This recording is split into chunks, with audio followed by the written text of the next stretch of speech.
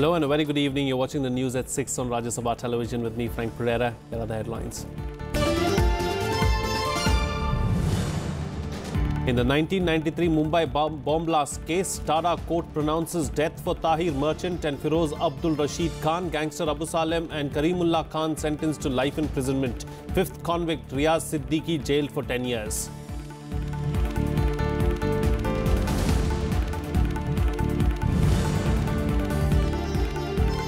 Prime Minister Narendra Modi wraps up his trip to Myanmar with visits to the historic Shwedagon Pagoda in Yangon and the memorial of Bahadur Shah Zafar. Three-day visit saw India expressing support on the crisis in ethnically troubled Rakhine province.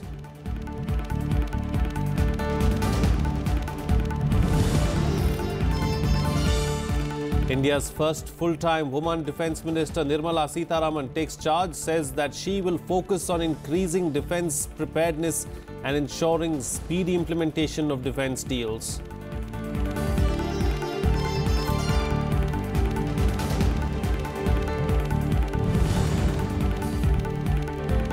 And US proposes new sanctions against North Korea, including an oil ban and freeze on leader Kim Jong-un's assets.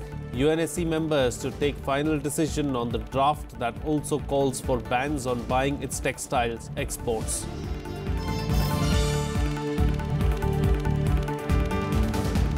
Our top focus on the bulletin this evening. 24 years after the serial bomb blasts in Mumbai, a special court sentenced 2 men to death and another 2, including extradited gangster Abu Salem, to life imprisonment. In June, the Tada court had convicted 6 people for the 1993 blasts, one of whom, Mustafa Dosa, had died of a heart attack a few days after his conviction. Here's more details. Weeks after convicting them in the 1993 Mumbai blast, the special Tada court awarded the death penalty to Tahir Merchant and Firoz Abdul Rashid Khan. It sentenced gangster Abu Salem and Karimullah Khan to life imprisonment. Riyaz Siddiqui, who was absolved of the conspiracy charge, was sentenced to 10 years in jail. 2 आरोपियों को death punishment दी है और बाकी के 2 आरोपियों को life दी है, एक को 10 साल की पनिशमेंट दी है। 5 में से 2 को डेथ, 2 को लाइफ और एक को 10 years दिए। Abu Salem was spared the death sentence because of India's guarantee to the Portuguese government under an extradition law. Salem was extradited in 2005. He was one of the masterminds of the serial blast along with Mustafa Dosa, who died of a heart attack after his conviction in June.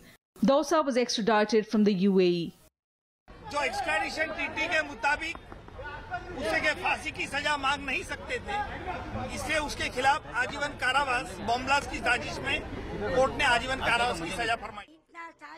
Victims of the 1993 Mumbai blast reacted to the verdict.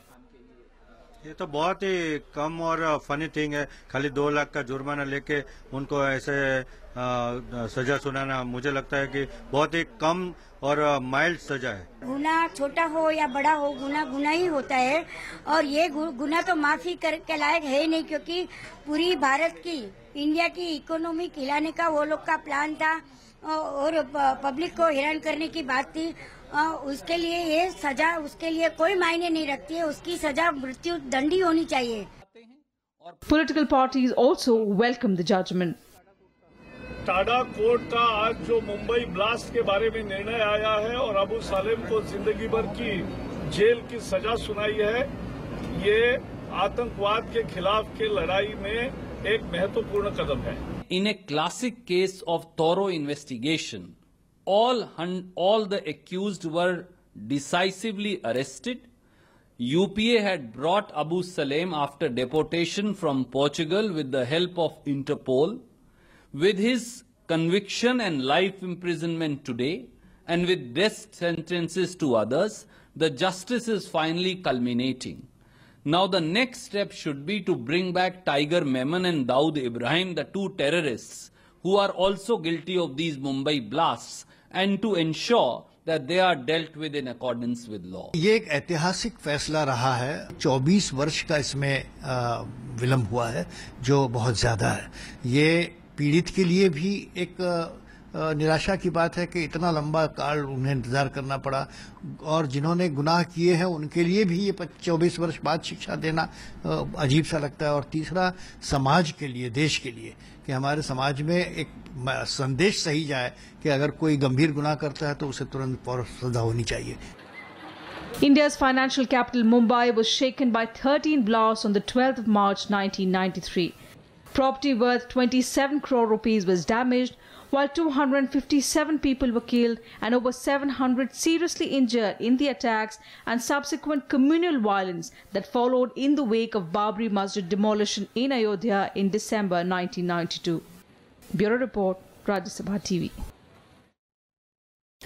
Prime Minister Narendra Modi has concluded his 3-day first bilateral visit to Buddhist-majority Myanmar. Before leaving for home, he visited the famed Shwedagon Pagoda in Yangon. He also paid tributes at the grave of the last Mughal Emperor Bahadur Shah Zafar and prayed at a Kali temple on the last day of his visit.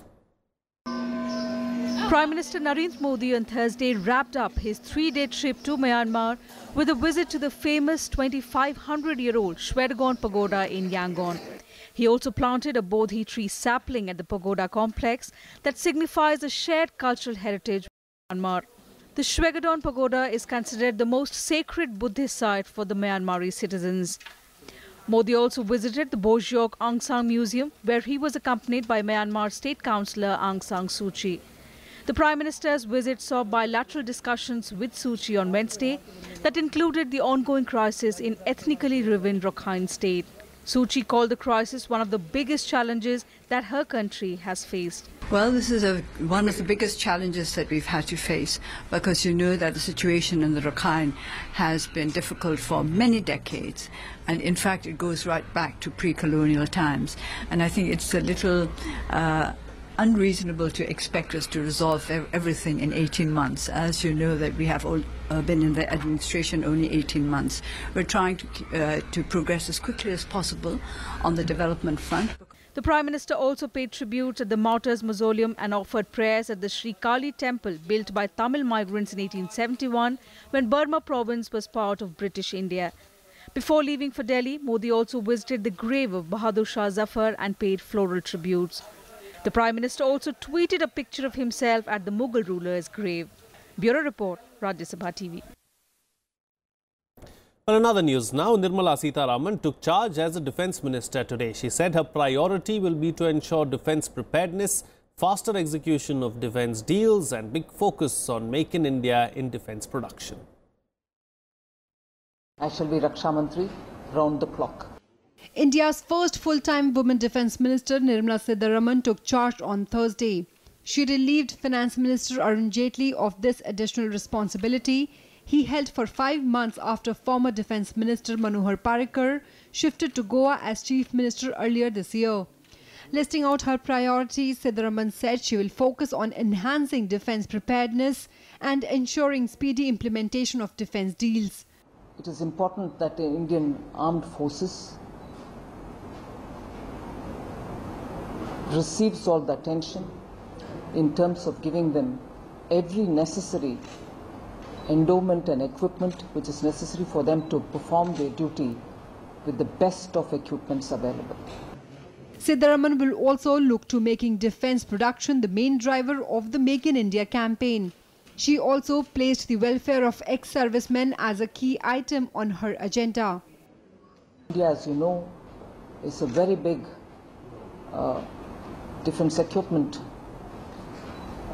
procurer.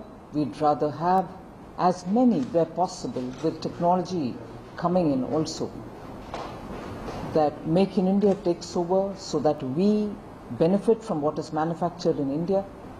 On her first day in office, Sitharaman approved financial assistance for military veterans. She released a grant of over 13 crore rupees for 8,685 ex-servicemen, widows and dependents from the Armed Forces Flag Day Fund. Before Nirmala Sitharaman, Indira Gandhi had served as Defence Minister first in 1975 and again in 1980 to 82. But Sitharaman will be the first woman to hold the position full-time. Kriti Mishra's report for Rajya Sabha TV. Well, B.S. Yediyurappa and the other BJP leaders who joined the Mangaluru Chalo rally on Thursday were arrested after a scuttle with security forces. BJP party workers carried out the march even after being denied permission to carry out the procession. BJP is demanding the resignation of Chief Minister Siddaramaiah over the alleged murder of right-wing Hindu activists. Notwithstanding the Karnataka police orders, over 2,500 BJP leaders and party workers set out on their scheduled Mangaluru Chalo bike rally organized by the party's Yuva Morcha.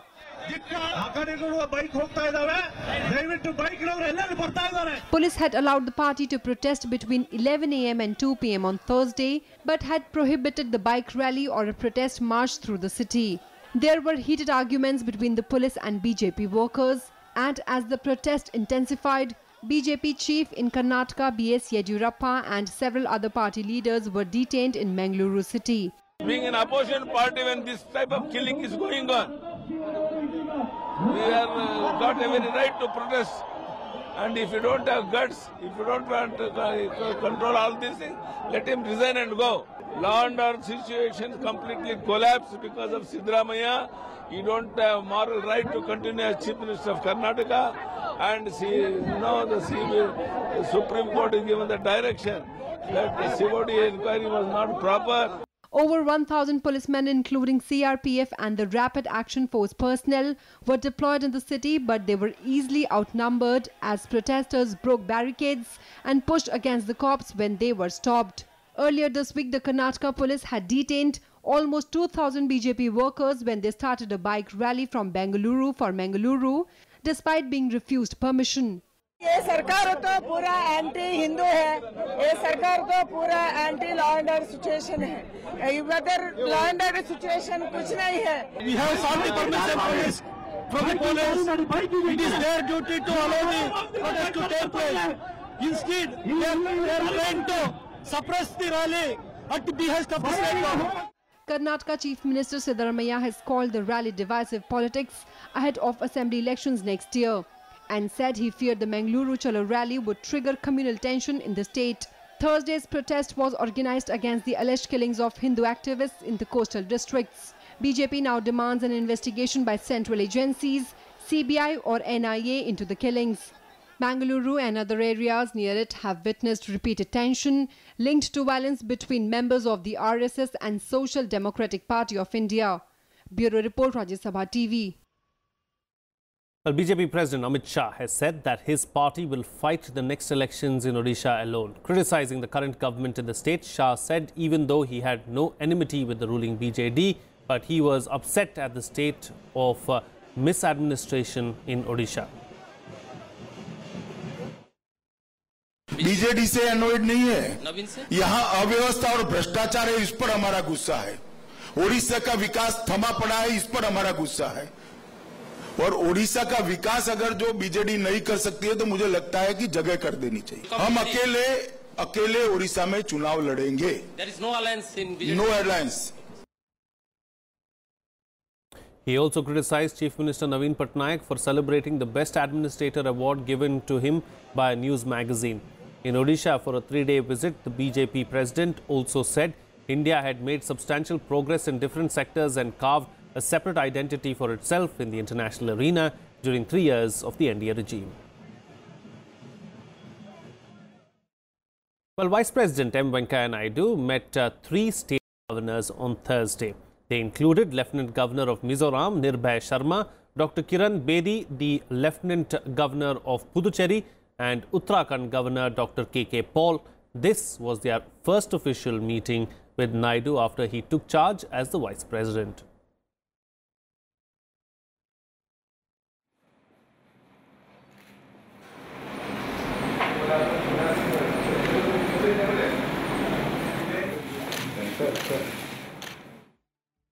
Well, here's a roundup now of some other news from across the country and nationwide. The Central Bureau of Investigation summoned former Bihar Chief Minister Lalu Prasad Yadav and his son Tejasvi Yadav in the railways irregularities case. While Lalu was told to appear on September 11th, Tejasvi, who is the leader of the opposition in the state, has been summoned on September 12th.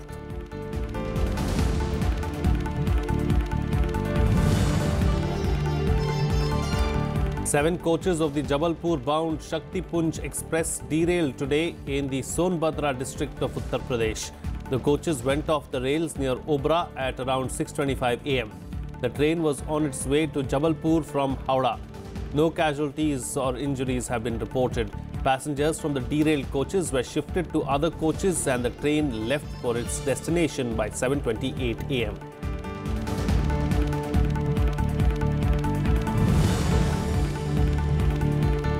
The NIA conducted raids at the house of senior Hurriyat leader Agha Syed Hassan in central Kashmir's Budgam district. Hassan is said to be close to Mirwaiz Umar Farooq.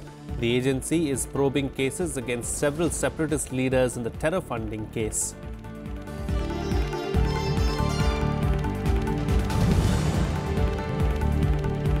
The Supreme Court granted 6 weeks to the centre to explore the possibility of an amicable solution to the Sutlej-Yamuna link canal row between Punjab and Haryana. A bench headed by Chief Justice Deepak Mishra was informed by Attorney General K.K. Venugopal that efforts are on to resolve the dispute between the two states.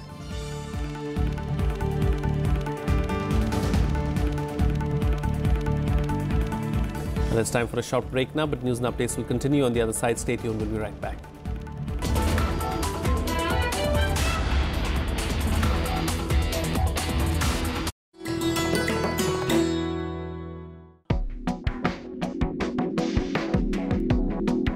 Jade was popular during Mughal era and gained prominence during Akbar's rule in 15th and 16th century. It came all the way from Iran and Central Asia in attractive colors. The royalty had a unique use for it. Since jade changed color when it came in contact with arsenic, they started utensils like plates, jars, bowls and even hookah with it, and thereby avoided getting poisoned by rivals.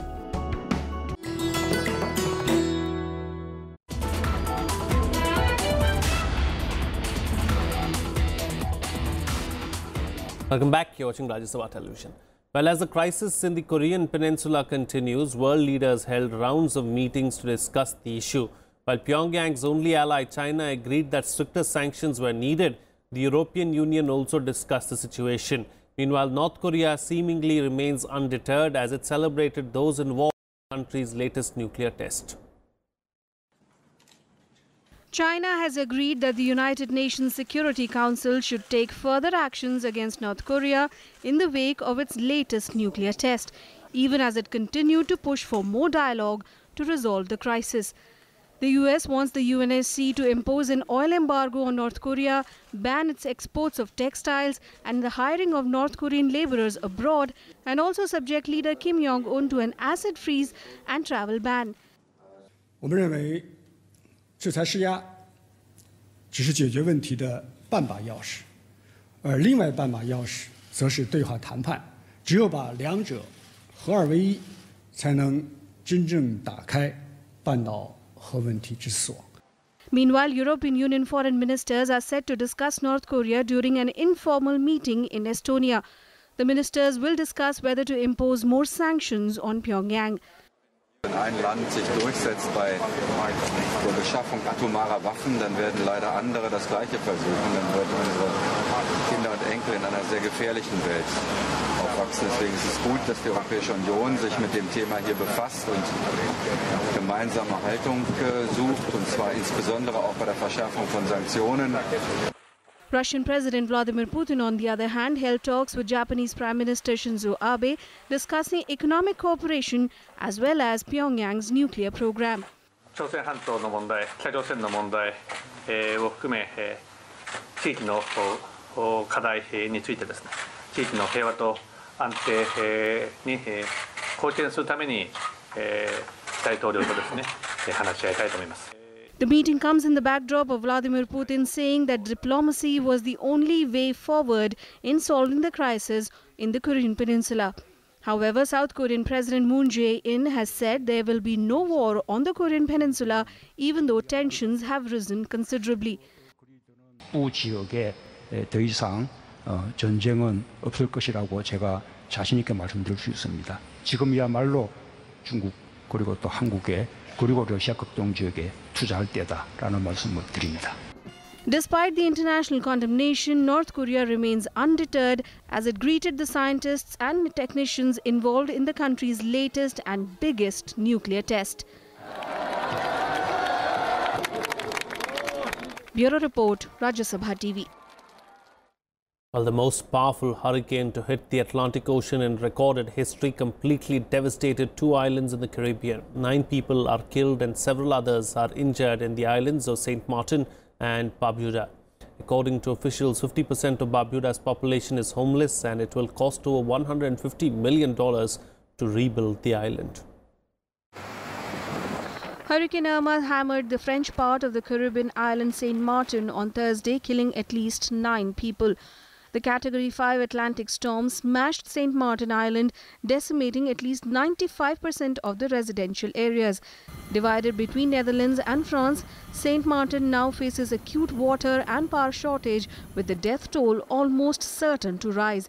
The Royal Netherlands Navy dispatched 2 ships for rescue work in the Dutch side of St. Martin.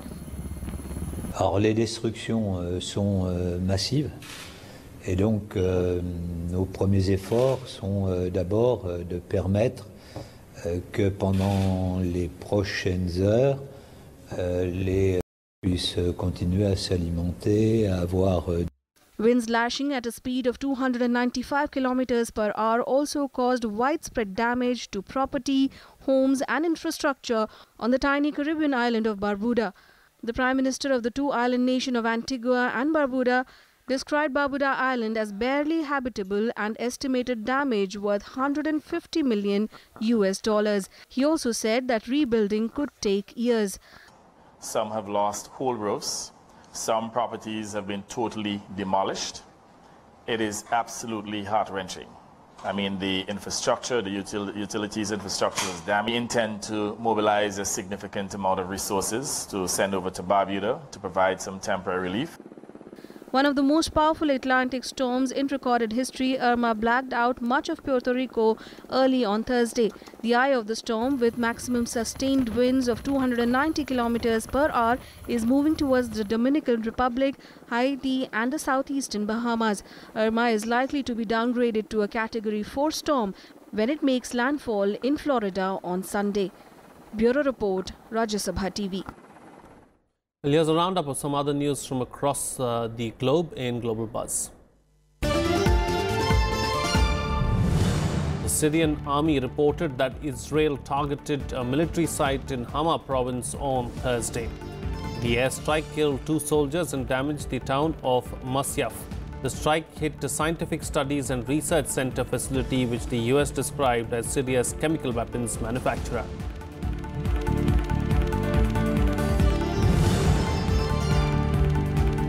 Dozens of people were injured in clashes between South Korean protesters and police as the US military added more launchers to its high-tech missile defense system. The launchers were installed in the southern town to better cope with North Korean threats.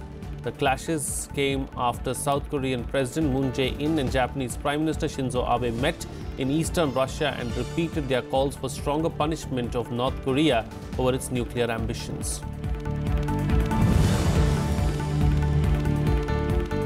Catalonia's parliament voted to hold an independence referendum on the 1st of October, setting up a clash with the Spanish government that is pledged to stop an alleged illegal vote. After 12 hours of long debate in Barcelona parliament, a majority voted for the referendum and legal framework to set up a new independent state. Under this, the assembly would declare independence within 48 hours of a yes vote.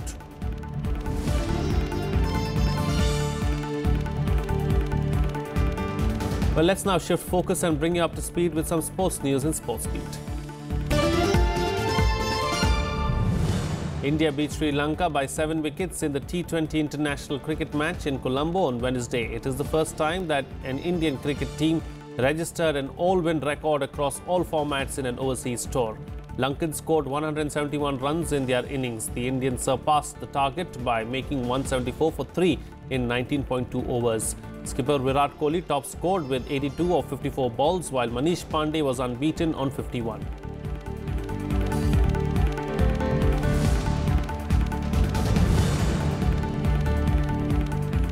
Juan Martín del Potro beat Roger Federer in a thrilling US Open quarterfinal. Potro prevailed 7-5, 3-6, 7-6, 6-4, ending Federer's hopes of claiming a record-extending 20th Grand Slam title. Del Potro will now face world number 1 Rafael Nadal in the semi-finals.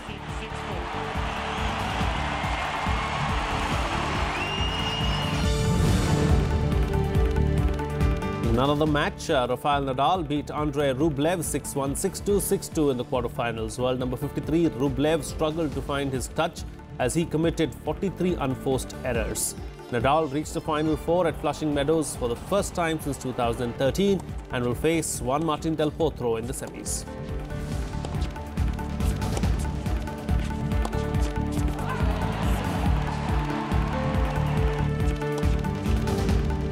Well, that's it on this newscast. Do stay tuned for the big picture on the other side.